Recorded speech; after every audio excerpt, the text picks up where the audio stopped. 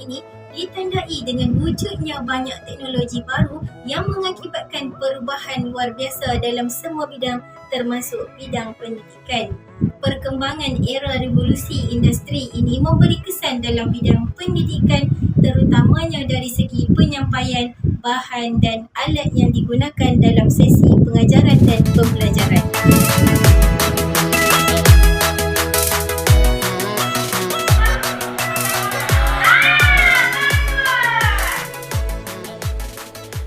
Salahkah mengajar dengan cara chalk and talk?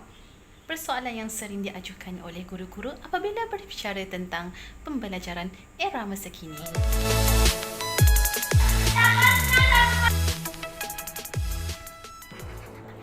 Seperti yang kita sedia maklum, sebelum era revolusi muncul dan berkembang dalam bidang pendidikan, kaedah chalk and talk telah digunakan sejak berpuluh tahun yang lalu. Chalk and talk bukanlah tidak diperlukan, malah ia masih digunakan pada masa-masa tertentu. Kaedah pengajaran konvensional seperti chalk and talk bukan dikatakan berhasil memberikan minat belajar. Ia memerlukan kaedah yang lebih dinamik dan kreatif dengan kandungan pengajaran yang relevan dan sesuai dengan perkembangan semasa.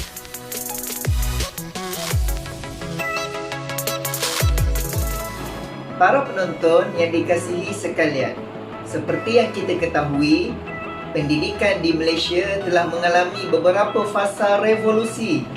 Kalau anda masih ingat, tahun 2000 hingga tahun 2010, guru-guru banyak mengadakan pengajaran dan pembelajaran menggunakan teknologi separa moden, iaitu menggunakan papan putih, papan hitam, OHP untuk menayangkan sesuatu kepada muridnya, manila card, kertas mahjong dan sebagainya. Kerana pada waktu itu zamannya tidaklah seperti sekarang yang lebih serba canggih dan serba moden. Walau bagaimanapun, kualiti pendidikan berjaya ditingkatkan, menghasilkan murid-murid yang cemerlang dan terbilang dalam aspek pembelajaran. Baiklah, seterusnya kita masuk kepada perkembangan pendidikan pada tahun 2010 sehingga kini.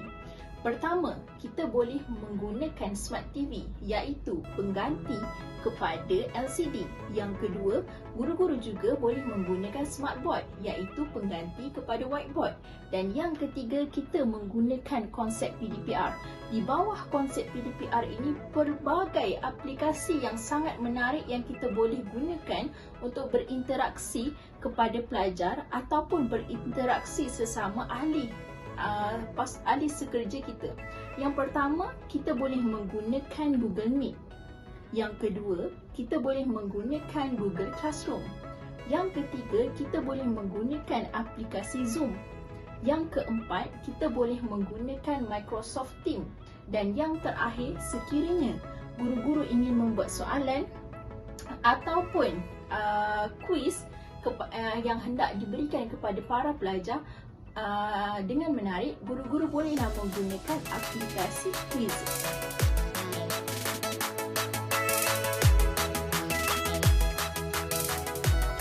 Setelah mendengar penjelasan para guru sebentar tadi berkenaan definisi, sejarah, perkembangan pendidikan sehinggalah era revolusi industri 4.0, kita perlu sedar bahawasanya kemajuan teknologi adalah sesuatu yang terus akan berlaku dan tidak dapat dielakkan. Oleh itu, pendidikan cara konvensional sudah lagi tidak praktikal untuk diamalkan sepenuhnya pada era ini. Kerana suasana pembelajaran ketika ini sangat berbeza. Dengan berkembangnya teknologi maklumat, banyak maklumat dapat dicapai hanya di ujung jari. Sebagai warga pendidik, di sinilah kita perlu mengadaptasi kaedah baharu PDP selaras dengan perkembangan pantas teknologi demi menyediakan generasi yang mempunyai daya kreativiti dan inovasi selain mempunyai kecekapan dalam menggunakan teknologi untuk menepani cabaran revolusi industri 4.0. Sekian daripada kami, kumpulan 14 program transformasi minda siri 1 2020. Sekian. Assalamualaikum warahmatullahi wabarakatuh.